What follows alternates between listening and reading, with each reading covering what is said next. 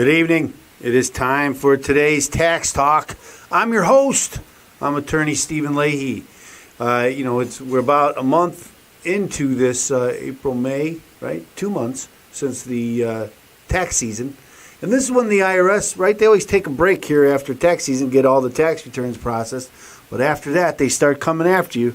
And that's what's happening now. And that's what we're going to talk about today on today's Tax Talk. Won't you join us?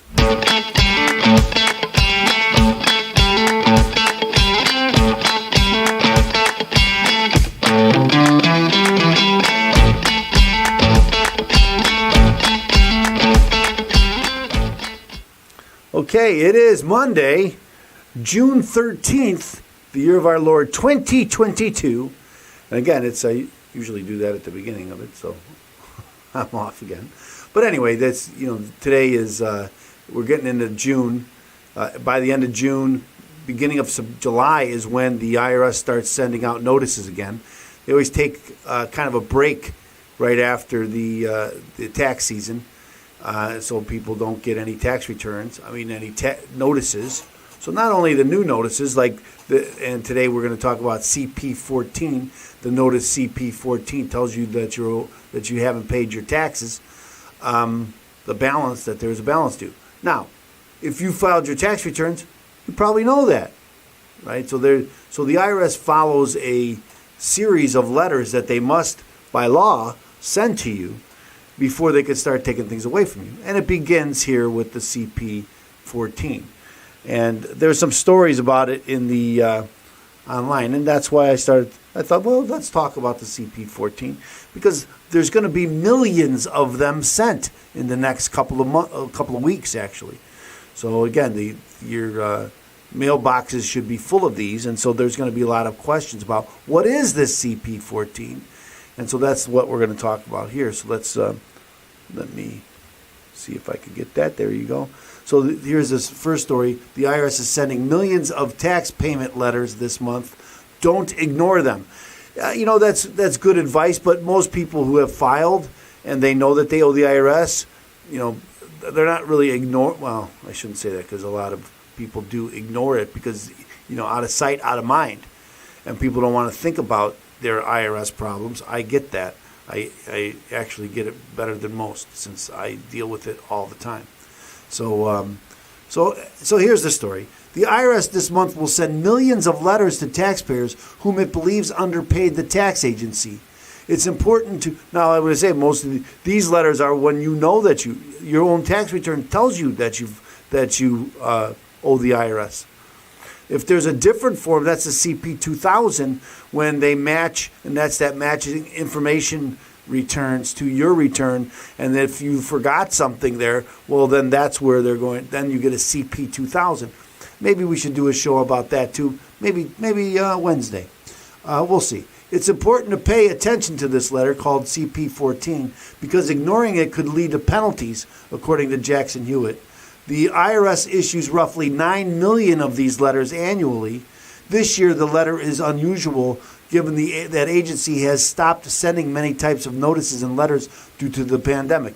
It's not due to the pandemic. I guess it is in the sense that they stopped sending the letters because the IRS is so far behind that many people had paid their taxes, filed their tax returns, and they were getting notices from the IRS telling them that they still haven't filed and they haven't paid.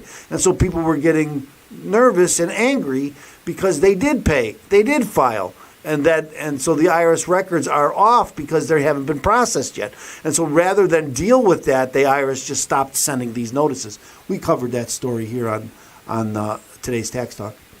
The IRS in February announced it would halt sending more than 10 types of letters that cover issues such as failure to file a tax return and under withholding taxes, as I just mentioned why that is. The IRS sends a CP14 if it calculates that the taxpayer has a balance of more than $5 on their account, which can be related to a number of issues, such as failing to report some income or failure to pay a balance in full. Again, generally failing to file report some income is going to be a CP2000 because they're going to match those information returns and say, hey, this is what you said, this is what we found. Why is this wrong? tell us why it's wrong.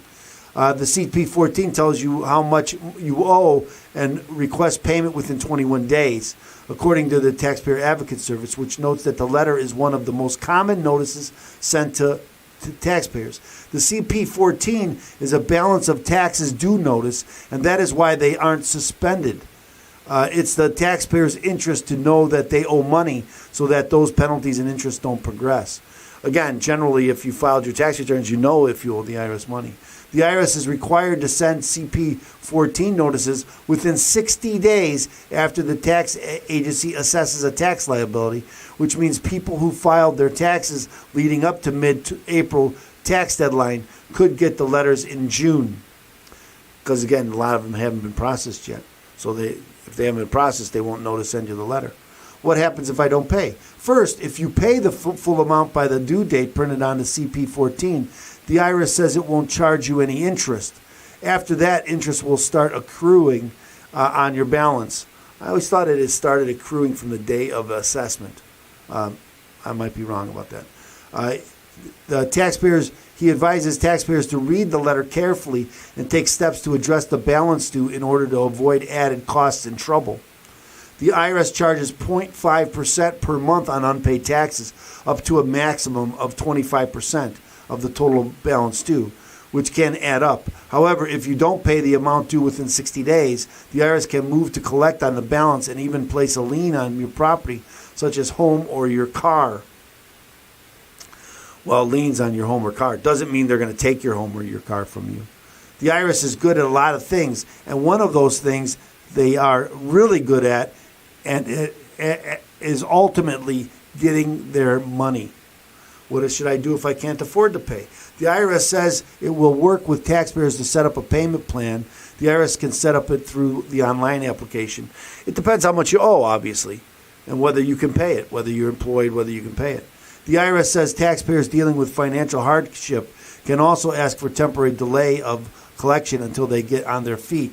This is called a CNC, currently not collectible status, and this could go on for more than temporary. I've seen people in a currently not collectible status for years until the statute runs out, the CSED, which is the collection statute expiration date. What if I think contact the IRS? If it's wrong, this is when you got to contact the IRS right away. Now, if it's right, you should contact them right away too. But I mean, if you're not ready to set up a payment plan, you can't pay them. Then what good would it do calling? They're not going to give. Well, I shouldn't say that. Sometimes they will give you extra time. Now, they're going to hit you with the penalties and interest anyway. Now, this says after 60 days. But on the 61st day, are they going to come after you and put a lien against you? No. It's going to take them some time. They still have letters in the series that they have to send you. Contact the IRS if you believe the notice is incorrect, but be prepared to document your case, such as through records of payment. If you have already paid the tax that the IRS contends it is owed. The CP14 letter will provide a number for you to contact the IRS, but he noted that the agency has been difficult to reach on the phone. 1 in 9 phone calls are answered. So, yes, it is difficult to get on the phone with them. You can also mail the IRS through their contact information that will be included in the letter, along with your documentation. And then, get it sent, registered, so you can prove that you sent the letter, because they don't always get it. So here's the IRS page on understanding your CP14 notice. I like this. What this notice is about. We sent you this notice because you owe money on unpaid taxes. That's why they sent it. View this notice and manage your communication preference online.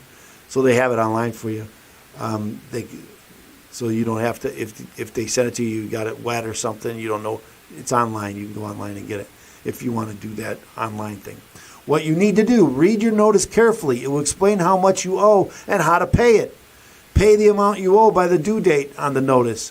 Make a payment plan if you can't pay the full amount you owe. Contact us if you disagree. All good advice, I think. Frequently asked questions this way. What happens if I can't pay or pay the full amount I owe now? You can apply online for a payment plan, including installment agreements. I think all payment plans are.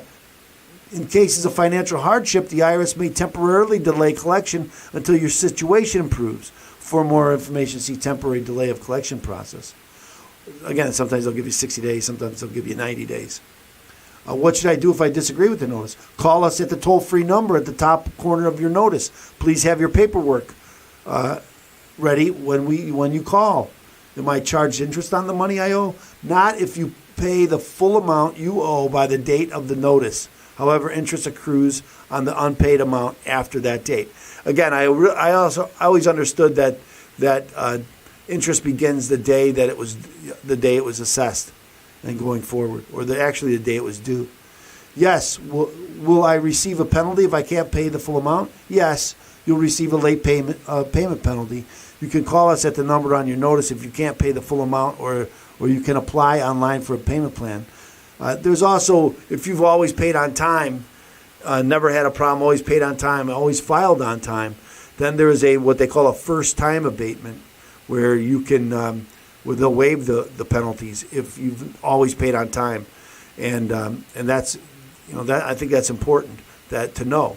Even if it's not a lot of money, take advantage of it, because there's not a lot of paperwork involved in getting a first-time abatement. All the other abatements do take a lot of work to get them, but this one is fairly straightforward because it's pretty easy to prove. I filed because they look at the last 3 years. You filed on time, you paid on time for the last 3 years, then they can give you this first-time abatement.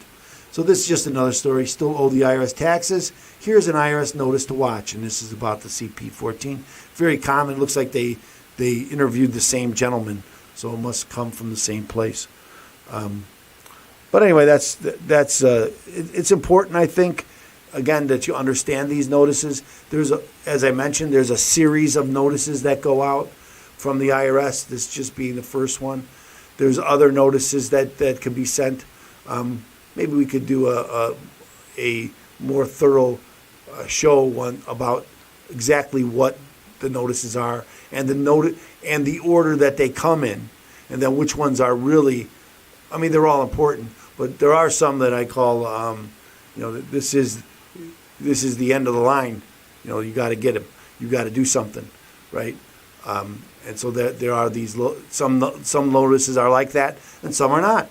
Some just appear to be that, and some are really that. And I think sometimes those that appear, some years ago, the IRS kind of changed a lot of their forms.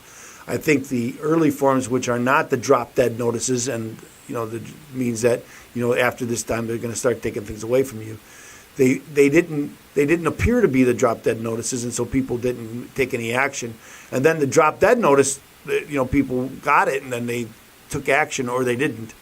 I think a couple of years ago, the IRS kind of changed those. Those drop-dead notices now look like, those that are not the main one, they look like the drop-dead notices. I think it's to encourage you to take action. And then that drop-dead notice doesn't really look any more nefarious than the others, and actually less nefarious. And I think maybe they want you to get complacent, and then they can start taking things away from you. Just my opinion. I've been doing this a long time, and I've seen the changes in the form. And you have to stop and ask yourself, why would they do such a thing? Why would they change the forms and make them less onerous or less alerting? So that's my own opinion. So thanks so much for joining us here today. I appreciate it. Remember, we're going to ask you to like and subscribe. We want to get this content out, and we need your help to do so. So please like and subscribe. Remember, if you this is the CP14, so if you owe the IRS money, or and you don't know what to do, well, the first thing you should do, if you can pay them. But if you can't, first thing you should do, get a copy of my book, Deal with Your IRS Problem Today. You can get a copy. Go to freeirsbook.com, freeirsbook.com. Get your copy, and we will happily send it. We do ask for a small shipping fee. Actually, doesn't cover the shipping fee, but if you want a hard copy sent to you, so feel free to go to freeirsbook.com. Ask for your free copy. So thanks so much for joining us here today. We'll be back tomorrow for Crypto Tuesday. I know crypto's making a lot of news. You won't want to miss it tomorrow. Thanks so much for joining us, and we'll see you tomorrow.